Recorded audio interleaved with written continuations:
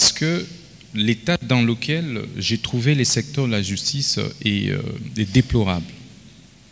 Pas de fondation, pas de base, tout est à refaire. Vous voyez vous-même les différentes faiblesses, entre autres, de notre système pénal d'incarcération. Pour votre information, plus de 85% des détenus dans nos prisons sont des prévenus. Plus de 85%. Et ils y passent comme ça des années et des années. Donc, les désengorgements massifs que vous voyez, qui frisent parfois les scandales, sont dus, entre autres, à la situation chaotique que nous avons trouvée seulement au niveau du système carcéral. Dans quel cas on peut arrêter, on peut envoyer un citoyen en prison? Je dis bien en prison. Dans quel cas? Combien de temps faut-il prendre entre l'instruction préjuridictionnelle et la fixation de l'affaire devant le juge naturel? Combien de temps le juge doit prendre pour pouvoir prononcer sa décision? C'est toutes ces questions qui nécessitent en réalité des réflexions approfondies de notre part en tant qu'intervenants et acteurs du système. Lorsque le chef de l'État déclare en son temps que la justice congolaise était malade, moi je dirais que c'est plus que malade.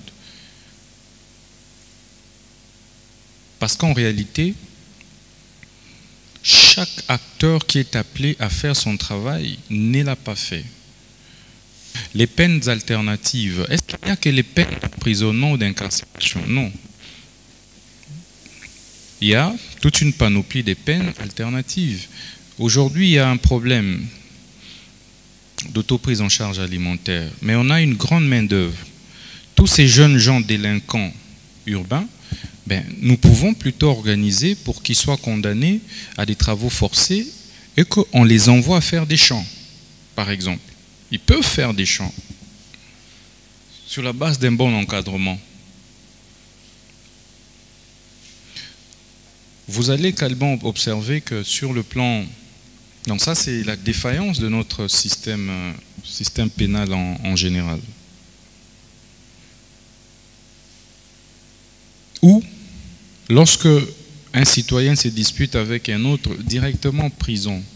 On a l'impression de régler le problème lorsqu'on envoie quelqu'un en prison. Les enfants, n'en parlons pas. Des mineurs que moi j'ai trouvés en prison, mais c'est horrible. Un enfant de 12 ans, un enfant de 10 ans, vous l'envoyez à Makala. Est-ce pour le corriger? Je ne pense pas. Vous détruisez simplement l'avenir de cet enfant-là. Le système de visa, vous le savez vous-même. Aujourd'hui, le juge devient irresponsable de sa décision. La décision qu'il signe, qu'il prend, il dit non, ça ne m'engage pas parce qu'il y a le visa du chef de juridiction. Et ça détruit le système judiciaire congolais. Et c'est comme ça que les délais de prononcer ne sont pas respectés. Des prononcés qui vous prennent 2 ans, 3 ans, 5 ans, 10 ans.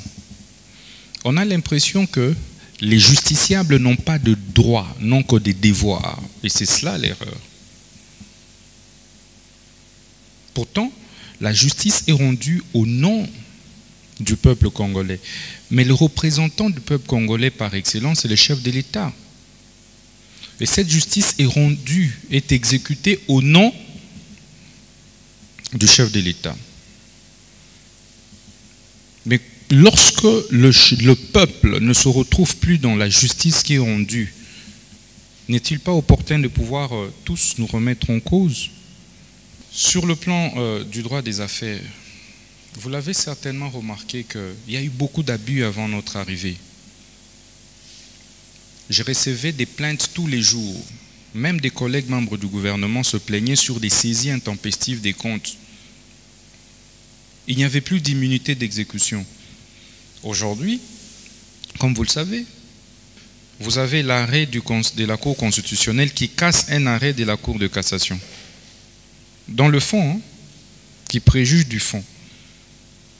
Et donc, du coup, le principe de la séparation des juridictions, des fonctions juridictionnelles, les ordres de juridiction, n'existe pas dans la pratique. Le Conseil supérieur de la magistrature, sur le plan maintenant du fonctionnement, le Conseil supérieur, c'est quoi la nature juridique du Conseil supérieur de la magistrature? C'est un flou. Est-ce que la justice appartient à la magistrature seule? C'est des questions de fond que nous devons nous poser. Non. La justice est une question globalisante qui va au-delà de la légalité, la justice. Donc, qui implique tous les acteurs de la société.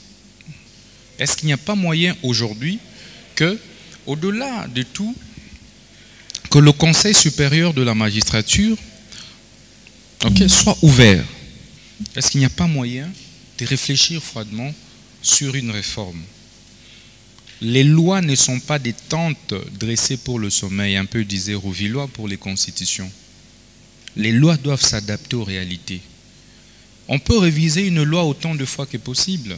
Il ne s'agit pas d'une attaque contre un individu.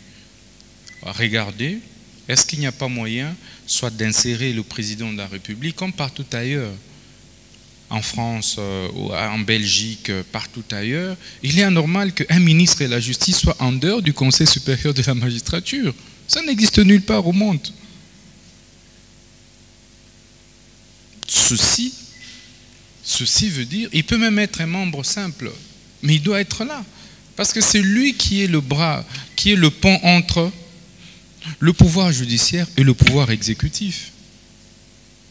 C'est comme ça que vous verrez vous-même que parfois les présidents, le pouvoir judiciaire voit directement la première ministre ou le premier ministre à l'absence du ministre de la Justice. En fait, ces désordres-là, ça n'aide pas. On ne sait pas on est dans quel système. C'est pourquoi le gouvernement de la République, par notre entremise, va procéder aux réformes. Et c'est pourquoi j'avais eu l'autorisation du gouvernement de la République pour rapidement mettre en place une petite commission comme cela pour travailler sur ces réformes afin que tous les acteurs, toutes les parties prenantes puissent apporter leurs inputs et que ces réformes soient inclusives. La société civile, les magistrats, les syndicats des magistrats, le ministère de la Justice et bien d'autres structures qui va au-delà de la légalité, la justice. Donc, qui implique tous les acteurs de la société.